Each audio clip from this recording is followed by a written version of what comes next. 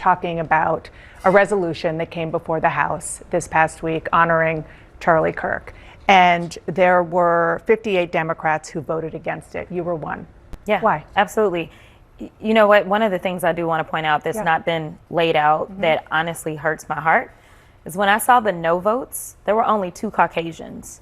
For the most part, the only people that voted no were people of color because the rhetoric that Charlie Kirk continuously put out there was rhetoric that specifically targeted people of color.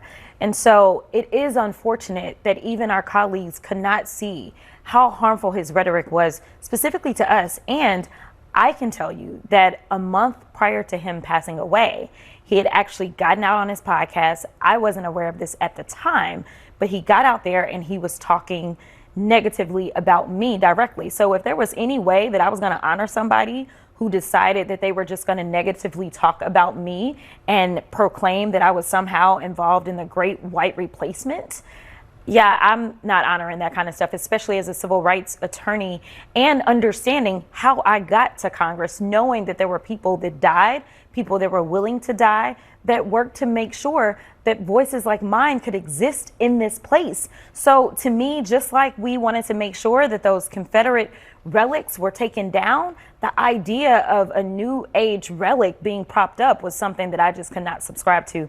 And it is unfortunate that more of my colleagues, even on my side of the aisle, could not see the amount of harm that this man was attempting to inflict upon our communities.